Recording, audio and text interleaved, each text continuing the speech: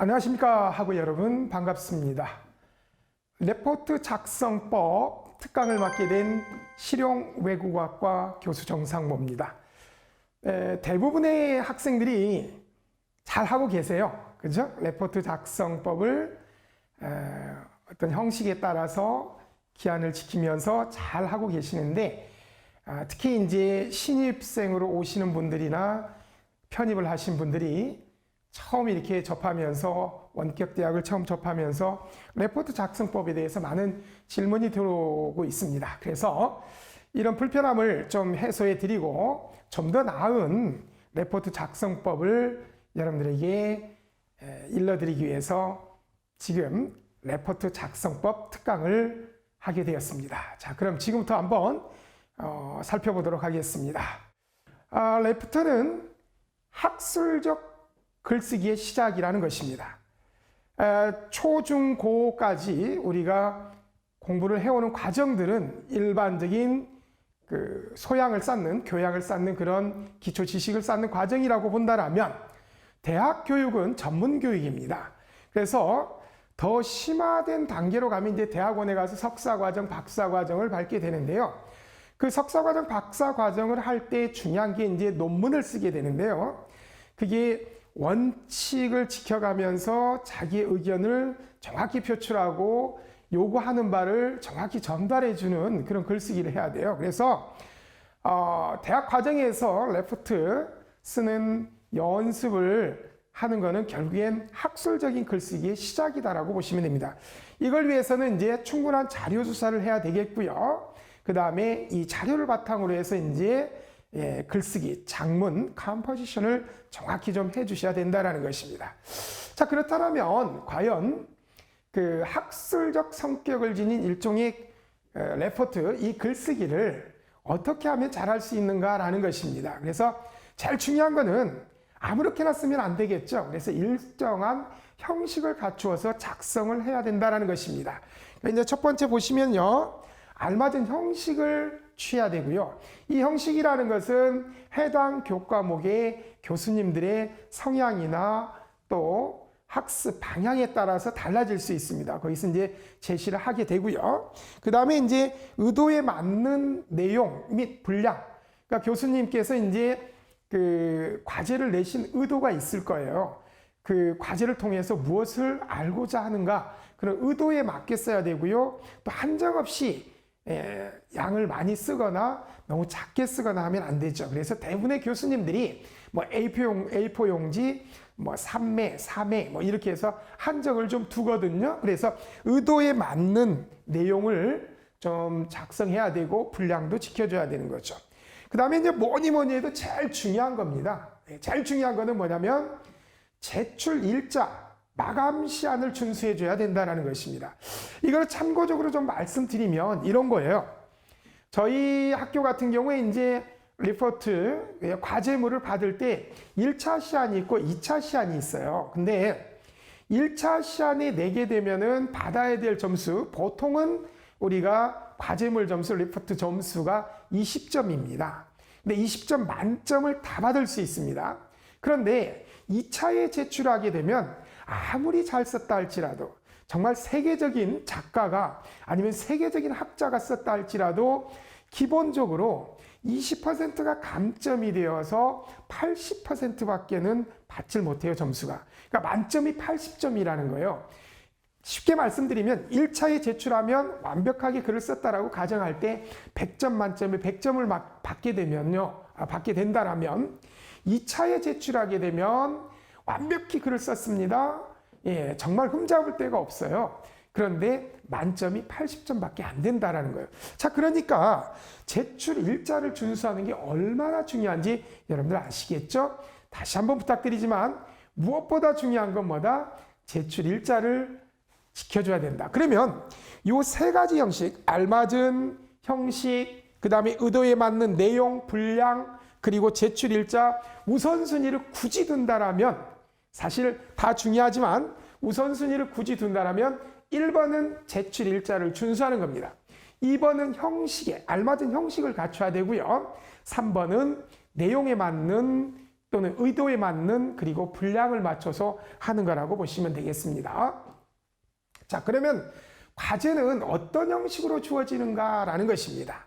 보통 한 5-6가지로 구분할 수 있는데요. 첫 번째가 이제 복습형입니다. 그래서 내용을 한번 글씨가 보이나요? 좀 작아서 좀 죄송한데요. 화면 확대해서 보시면 될 것 같아요. 복습형이라고 해서 예를 들면 이런 거예요. 3장에서 공부한 내용을 요약해서 제출하시오라는 거. 이런 거는 비교적 쉽죠. 복습형이니까. 그 다음에 더 좀 확실한 거는 문제풀이형이죠. 예를 들면 이런 거죠. 5장 뒷부분 문제를 풀이해서 제출하시오. 그러면 그 문제를 풀어서 제출을 하면 되는 거죠. 이해되시겠죠? 그 다음에는 이제 서술형이죠. 여러분들 되게 까다롭게 생각하고 어렵게 생각하는 서술형입니다. 예를 들면 이런 거요. 임진왜란에서 일본이 승리했다면 어떤 역사가 만들어졌을지 서술해서 제출하시오라는 거야. 그러면 이제 여러분들이 자료도 찾고요. 그 다음에 여러분들의 생각을 정확히 정리해서 제출을 해야 되겠죠. 그 다음에 이제 경험형이라고 돼 있는데요.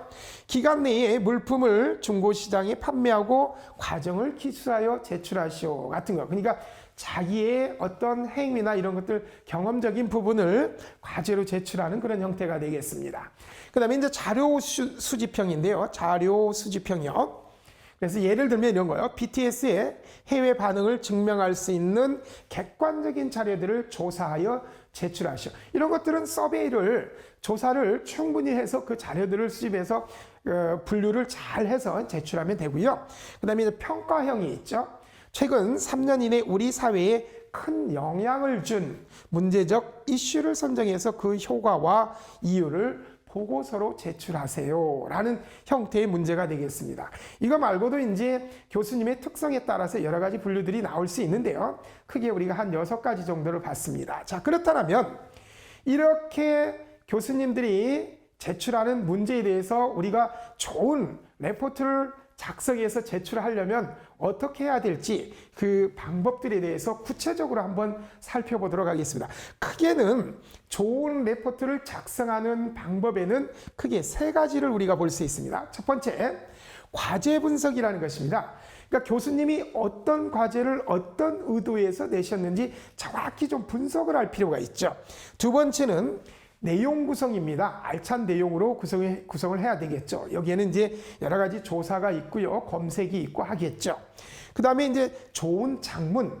그러니까 과제를 분석을 잘하고요. 내용을 잘 구성하고 그리고 이것들을 자기만의 어떤 의견을 만들어서 자기만의 스타일로 잘 바꾸어서 좋은 장문을 해줘야 된다는 것입니다. 그럼 구체적으로 과제 분석부터 한번 여러분들과 함께 살펴보도록 하겠습니다. 자, 과제 분석. 뭐니 해도 이제 제일 중요한 거겠죠. 어떤 의도로 출제했는지를 이해해라 라는 거죠. 교수님들이 수업을 하는 내용에 따라서 그 수업에서 뭘 전달하고 뭘 얻고 싶은지가 있을 거예요.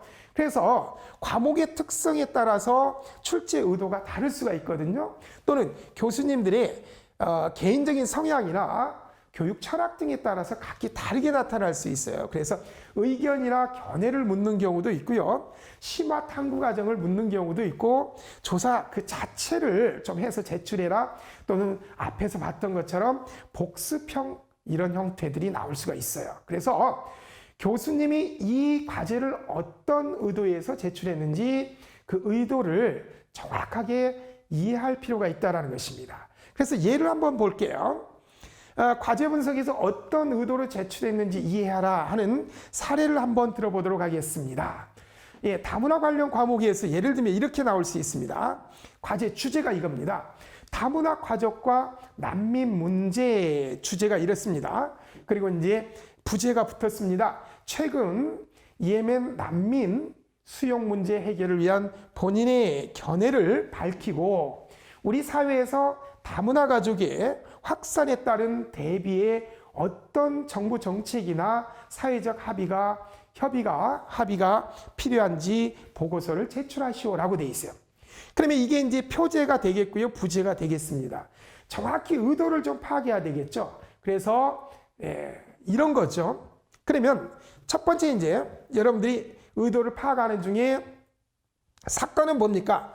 예멘 난민 수용 문제가 되겠죠. 그래서 예멘 난민 수용 문제를 알고 있는지 해당 문제를 조사해서 이해를 좀 해야 되겠죠.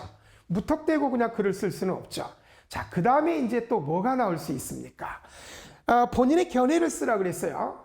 해당 사건 문제에 대해서 이해를 했다라면 어떻게 본인의 의견을 정리할 수 있을 것인가. 그래서 해당 문제를 조사하면 다양한 전문가들의 견해를 알 수 있게 될 것입니다.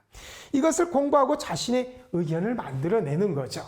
자, 그 다음에 이런 겁니다.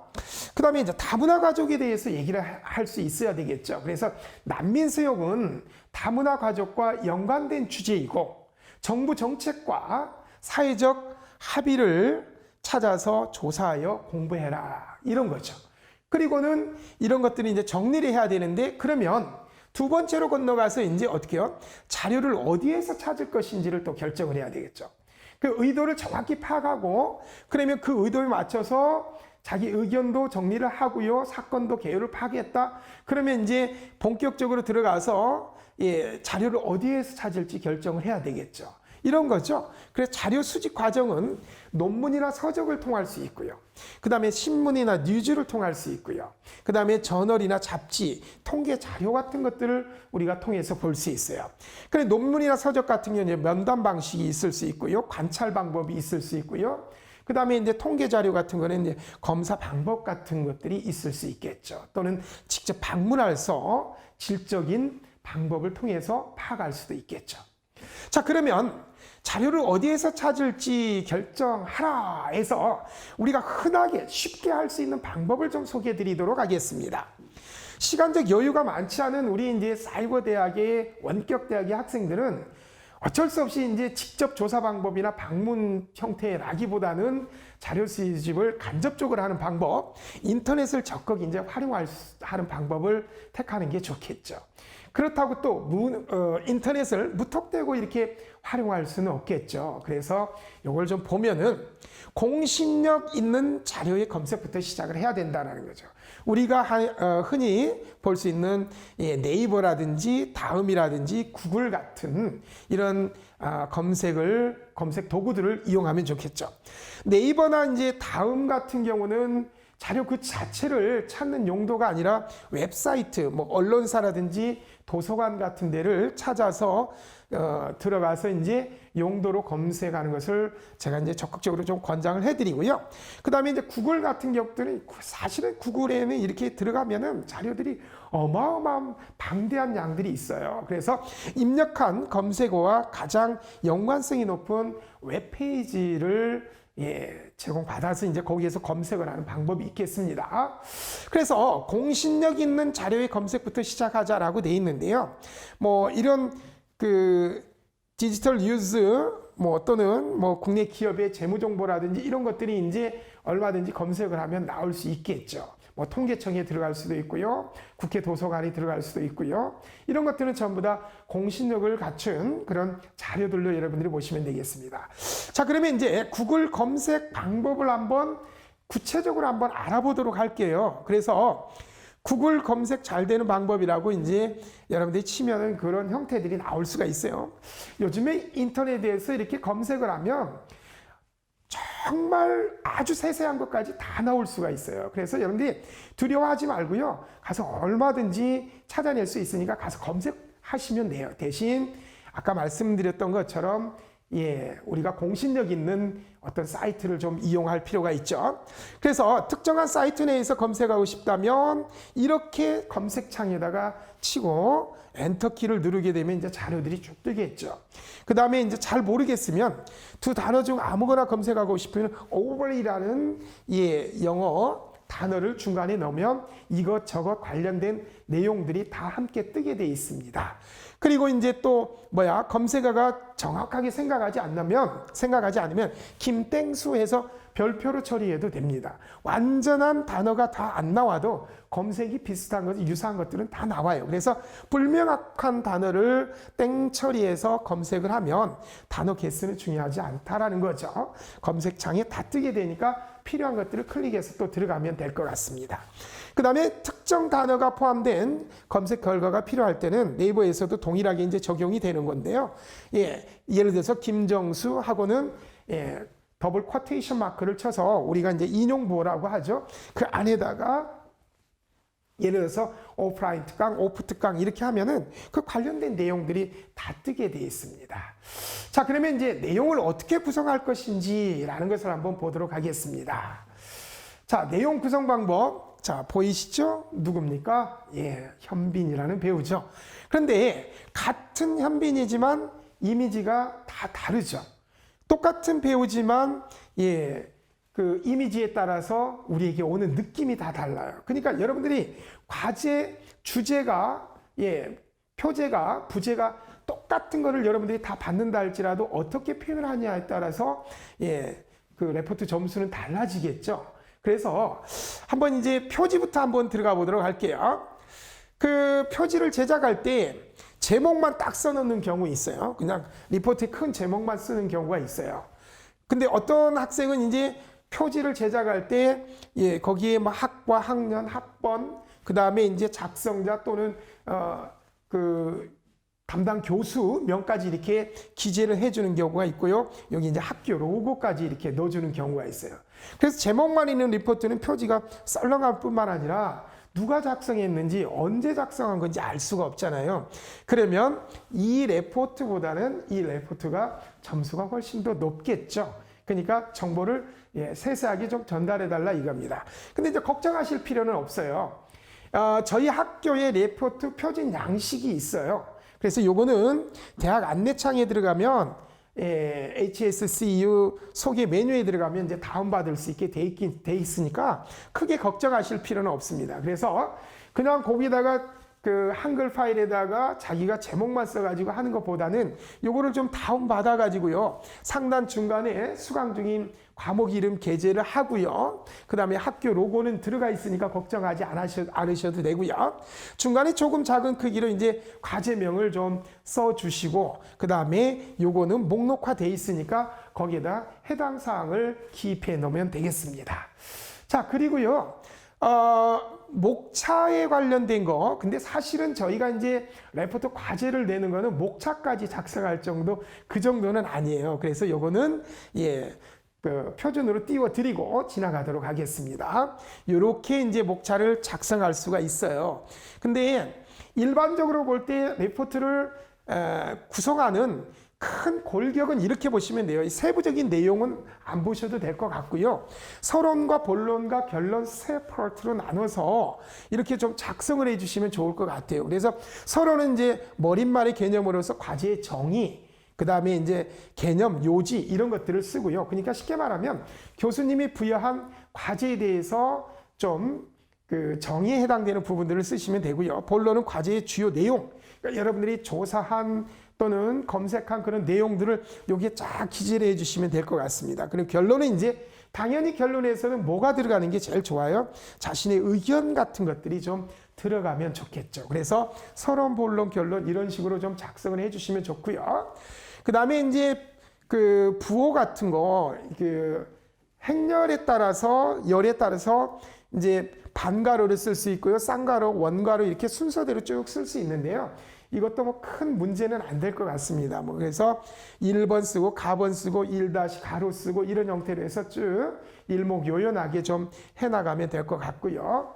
뭐니 해도 이제 참고 문헌을 정리를 잘 해주셔야 되는데 왜 이게 중요하냐면요. 여러분들이 인터넷에서 검색을 할 수도 있고요. 신문에서 검색을 할 수도 있고요. 어떤 통계청의 자료를 받아올 수도 있어요. 근데 그 자료들을 그냥 막 나열해서 써버리면 결국엔 그게 뭐가 되냐면 표절이라는 게 돼요. 쉽게 말해서 우리가 쉽게 얘기하면 베껴쓰기가 되는 거예요. 그러면 안 되거든요. 그래서 그걸 피해갈 수 있는 방법이 뭐냐면 그 인용한 문구에 대해서 양쪽에 인용보호를 써주고요. 그 다음에 명시를 해주는 거예요. 명시를 해주는데 참고문헌을 적는 순서도 있어요. 아무렇게나 하면 안 돼요. 가장 먼저 인용한 책을 먼저 기록을 하고요. 그 다음에 논문을 기록하고요. 그 다음에 인터넷을 기록하고요. 신문 기사나 이런 건 제일 마지막에 쓰게 돼 있어요. 그래서 이것만 순서대로 가나다 순으로 이렇게 정리만 돼 있으면 인용 부호가 정확히 있고 참고 문헌에 정확히 목록이 들어가 있으면 이걸 우리가 표절이라고 하진 않아요. 근데 이것들을 안 하기 때문에 중요한 거는 뭐냐면 자기가 어디에서 가져왔는지 모르기 때문에 그냥 여기저기 막 중구난방으로 쓰게 되면 결국엔 그게 표절 시비에 휘말리게 되고요. 그걸로 인해서 많은 손해를 보게 되는 거죠. 자, 그 다음에 이제 각주 미주다 하는 거는 요거는 좀 생략할게요. 왜냐하면 논문에서 쓰는 방식이기 때문에 표시는 해놨으니까 여러분들이 화면 띄워서 보시면 될 것 같고요. 참고문헌 기재 방법을 다시 한번 말씀드리면 왜냐하면 제일 중요한 게 지금 논문 레포트 쓰는 방법에서 제일 중요한 게 뭐냐면 지켜야 될 게 세 가지 정도만 정리할까요? 첫 번째가 뭐였어요? 마감 시한을 잘 지켜라. 그러니까 제출 날짜 이전에 제출해라. 두 번째가 형식을 정확히 좀 지켜달라. 그 형식 중에서 가장 중요한 게 뭐였습니까? 참고문헌 기재 방법. 이거 아니면은 전부 다 불량이에요. 왜 그러냐면 그걸 허락 없이 가져왔다라고 해서 표절이라는 시비에 휘말리게 되거든요. 그래서 참고문헌 기재 방법, 본문에 글을 쓰다가 논문이나 책을 인용하는 경우에 따옴표, 그죠? 인용부호라고 하죠. 더블 쿼테이션 마크라고 하는데 따옴표로 표시하고 끝에 정확한 출처를 밝혀줘야 적어도 이 정도는 2020년 누구누구 이 정도 본문에서 밝혀주고 뒤에 어디에 가서요? 참고문헌 레퍼런스 다른 데 가서 기재를 해주면 됩니다. 그 다음에 출처 쭉 적어주고요. 그 다음에 과제를 쓴 후에 마지막 장에 꼭 참고문헌을 정리해주고요.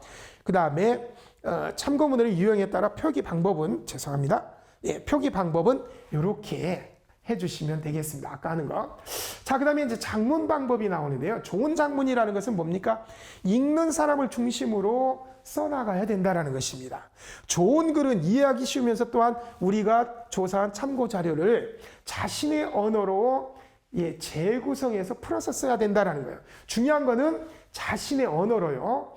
그 인용을 할 때도 누구누구에 따르면 이렇게 해서 인용을 해야 돼요. 그래서 자기 입장에서 자기 시각에서 그 사건이나 문제를 바라본다는 것을 정확히 해주셔야 되거든요. 좋은 글은 이해하기 쉬워야 한다. 자신의 언어로 재구성한다. 이게 굉장히 중요한 것입니다. 그래서 하나의 주어와 수로로 구성된 단문 위주로 간결하게 써라. 길게 막 장황하게 쓰면 안 돼요. 그 다음에 이제 직접적 쉽게 이런 말인데요. 아까 앞에서 내용하는 것 자기 입장이라는 것과 좀 일맥상통할 수가 있습니다. 예를 들어 이런 겁니다. 왼쪽으로 한번 볼게요. 17년도 자료 조사에 의하면 최저임금이 18년에는 8% 정도 오를 것이 확실합니다. 이렇게 쓰는 것과 오른쪽에 한번 보세요. 내년에는 제가 생각하기에 이런 말 쓰면 안 돼요. 제가 생각하기에 이런 말 쓰면 안 돼요. 객관성이 사라지죠. 대략적으로 이런 말도 좀 안 좋은 거고요. 실업자는 5% 선이지 않을까 생각합니다. 그래서 추상적인 표현이라든지 근거 없는 표현은 쓰지 않도록 하는 게 좋아요. 이렇게 간결하게 확실합니다. 라고 간결하게 쓰면 되겠습니다. 그 다음에 낮은 점수 싫어요. 점수 좀 잘 주세요. 흔히 유행어라든지 또는 우리가 하는 축약이라든지 이런 말들을 쓰면은 안 돼요. 그래서 보고서에서는 한글 맞춤법을 잘 지켜야 되고요. 그 다음에 특히 띄어쓰기 잘해야 됩니다. 이게 형식에 있어서 굉장히 중요한 거죠. 그 다음에 표준어 규정에 맞춰서 외래어 표기법에 맞춰서 속된 말이나 높임말이나 유행어는 금물이라는 것입니다. 그래서 씁니다, 한다, 이다, 생각합니다, 생각한다. 그 다음에 하는 바입니다, 하는 바이다. 이렇게 간결하게 써줘야 된다는 것입니다. 그 다음에 이제 학술적 보고서는 건조하고 딱딱한 문어체로 좀 작성해야 돼요. 구어체로 쓰면 안 돼요. 연애편지라든지 일기라든지 형식이 없는 수필이라든지 이런 거는 구어체로 써도 돼요. 그래야 더 감성적인 거를 자극할 거 아닙니까? 드라마나 영화에서는. 그런데 이런 보고서 형태, 레포트 형태는 문어체로 써서 보고서나 공문이나 논문, 계약서, 입사원서, 자기소개서는 건조체로, 문어체로 써줘야 돼요. 그래서 아까 앞에서 봤었죠? 간결하게 이렇게 좀 써줘야 되고요. 절대로 표절을 하면 안 된다는 것입니다. 표절은 이거는 절도예요, 절도. 그래서 표절과 도용은 절대 하지 말아야 하는 절대 악이다. 표절은 도둑질, 절도와 같은 것이다. 그러면 이 표절을 피하려면 어떻게 한다 그랬죠? 기억하십니까? 인용보호를 써서 그 안에 집어넣고 그리고 인용 표식을 정확히 해줘야 되겠죠. 뭐 2013 김철수 해가지고 거기에 이제 인용했다라는 걸 명확히 해주고요. 그리고 제일 뒤에 가서 레퍼런스 참고 문헌에 정확히 기재를 좀 해주시면 표절이 안 됩니다. 뭐니 해도 여러분들에게 정말 최고로 강조하고 싶은 거는 뭐냐면 마감일을 준수해라 그랬죠. 다시 한번 상기시켜 볼게요. 저희 학교 같은 경우는, 우리 학교 같은 경우는, 화신사이버대학교 같은 경우는 레포트 제출 기한이 1차, 2차로 나눠집니다. 근데 1차에 제출했을 때는 100점 만점을 드리고요. 마감 시한이 지나서 2차에 제출하게 되면은 아무리 잘 쓰고 아무리 훌륭한 작가가 아무리 훌륭한 학자가 썼다 할지라도 20점을 감점을 하고 80점만 드린다. 그러니까 전체의 80%만 점수를 받게 돼요. 다시 말하면 20%는 감점을 받게 돼 있어요. 근데 일반적으로 저도 이제 이렇게 레포트 점수를 주는 교수잖아요. 그런데 이런 경우가 있어요. 1차에 어떤 분이 조금 미흡하게 제출을 했어요. 근데 2차에 완벽하게 제출했어요. 근데 이분은 완벽하게 썼어요. 그리고 이분은 좀 부족해요. 하지만 제가 생각할 때는 마감 시한을 지켜서 낸 분이 마감 시한을 어긴 분보다는 점수가 그래도 1점이나 2점이라도 높아야 되지 않을까? 이런 고민을 하게 돼요. 깊게 들어가는 것은 여러분들이 상상에 맡기도록 하겠고요. 그래서 마감 시한을, 데드라인을 절대적으로 준수해 달라라는 것입니다. 자, 정리를 쭉 해보겠습니다. 지금까지 했던 얘기를 좀 정리해 볼까요? 레포트 A 플러스 예약과 F 예약에 대해서 먼저 간략하게 보면, 자, A 플러스 기본기를 지키는 학생이에요. 형식을 지키고 마감 날짜를 지키고요, 분량을 지키고 하는 거죠. 그 다음에 서론에 공들이는 학생. 그러니까 서론에 공들였다라는 것은 뭐냐면 자기가 하고자 하는 얘기를, 요지를 정확하게 정리해서 서론에 표현해 준다 이거죠. 개요, 정의 이런 것들이죠. 그 다음에 참고 문헌이 충실한 학생. 이게 무너져 버리면 표절이라고 그랬죠. 절도라고 그랬죠. 그 다음에 F, 쓰기 시린티가 쓰기 시린티를 팍팍 내는 학생. 그러니까 철자도 틀리고요, 띄워쓰기도 엉망이고 하면은 아무리 좋은 글이라고 할지라도 형식이 위배되니까 교수 입장에서 이거 보고 싶지 않거든요. 그 다음에 출제자의 의도를 벗어난 학생. 그러니까 자기 생각에 너무 빠져버리는 거야. 정확히 출제자의 의도를 교수님이 왜 이 문제를 냈는지 의도를 정확히 파악해야 되겠죠. 그 다음에 표절이 확실한 학생. 여기는 F로 가는 지름길이 되겠죠. 그래도 제출을 하게 되면 안 하는 것보다 훨씬 나으니까 F는 안 받겠죠. 어쨌든 제출해야 된다. 그 제출할 때도 뭘 준수해야 된다? 마감 시한을 준수해야 된다 이거죠. 자, 좋은 리포트 쓰기 위한 방법이요. 대학에서 작성하는 리포트는 학술적 보고서라는 점을 인식해야 된다. 그러니까 감정에 치우친다거나 형식이 무너진다거나 표절을 한다거나 그러면 안 돼요. 그래서 학자로 가기 위한 어떤 걸음마 연습을 하는 거라고 이렇게 보시면 돼요. 그래서 학술적 보고서에 맞는 형식으로 작성하기 위한 마음가짐을 가져야 되겠고요. 두 번째는 가장 먼저 할 일은 교수의 리포트 출제 의도를 파악하는 것입니다. 정확히 파악해야 돼요. 그래서 출제자가 추구하고자 하는 바를 정확히 파악해서 거기에 맞추어서 보고서를 작성할 준비를 해야 되는 거죠. 자료도 찾고 검색도 하고요. 그다음에 세 번째 이제 풍부한 자료를 갖고 작문을 준비한다라는 거죠. 자료를 풍부하게 가지고 있다라면은 이것들을 어떻게 하면 요약을 할까? 어떻게 하면 줄일까? 예를 들어서 A4 세 장 이내로 정리하시오. 그러면 자료는 한 20장 되는데 그거를 3장으로 정리해야 돼요. 그러면 막 줄이고 하다 보면 정말 중요한 내용들만 우리가 흔히 말하는 엑기스만 쏙쏙 들어가게 되겠죠. 그래서 자료가 풍부해야 될 거고요. 그 다음에 이제 뭐니 해도 형식이 내용을 지배한다 이거죠. 그래서 우리가 석사 때, 박사 때 논문 쓸 때 제일 중요한 거는 뭐냐면요. 연구자가 논문 형식을 잘 지켰느냐. 이게 1번이에요. 이게 1번이라니까요. 그러니까 형식을 잘 지켜주시기 바랍니다. 그래서 형식이 내용을 지배한다. 일정한 양식을 기본적으로 갖추어야 하는 대학 학술 보고서는 교수와 학생 간의 학문적 소통에 대한 예절이라는 것입니다. 그리고 사기치지 마라. 교수님은 다 알고 있습니다. 그 분야에 대해서는 교수님들은 워낙 많은 전문 서적도 보시고요. 그 다음에 언론 매체나 이런 것들도 다 보시고, 그 다음에 뭐 자료들도 많이 보고 하기 때문에 이게 어디에서 나왔는지 다 알거든요.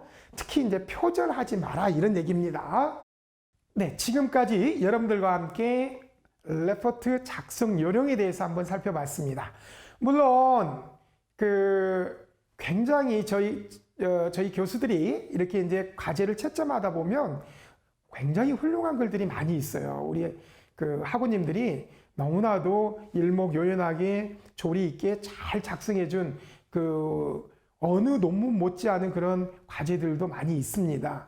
그런데 이제 새로 입학을 하신 분들이나 아니면은 이제 오랫동안 공부를 중단했다가 다시 편입을 하신 분들이나 이런 분들은 좀 오랜만에 이렇게 공부를 하게 되니까 난감한 그런 경우들이 있어요. 그래서 개괄적으로 한번 쭉 살펴봤어요. 시간이 좀 길죠? 근데 한번 쭉 보시고요. 여러분들이 필요한 부분만 선택적으로 캡처해서 이렇게 참고를 해서 레포트를 작성을 하시면 되겠습니다.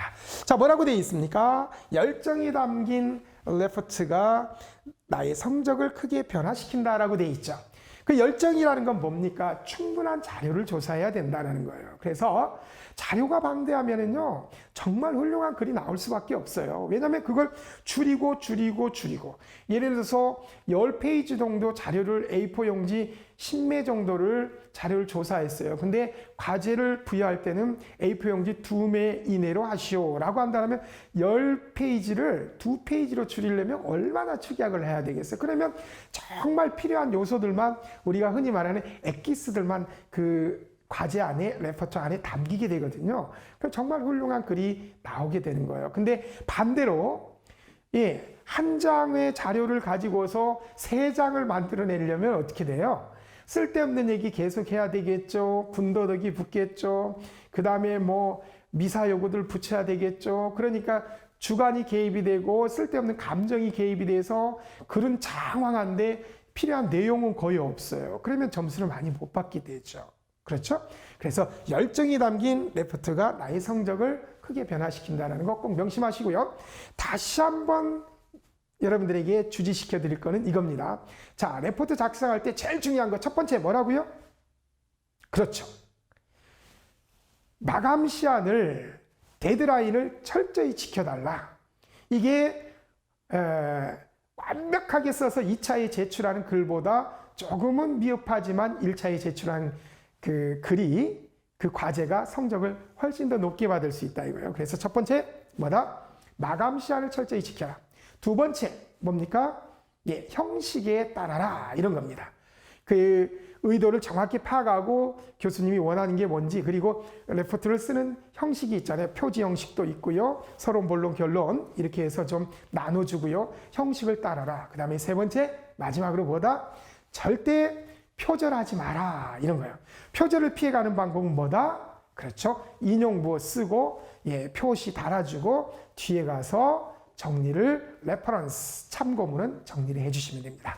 자, 지금까지 여러분들과 함께 레포트 작성 요령에 대해서 같이 연구를 해봤습니다. 저는 실용외국어학과 교수 정상모였습니다. 감사합니다.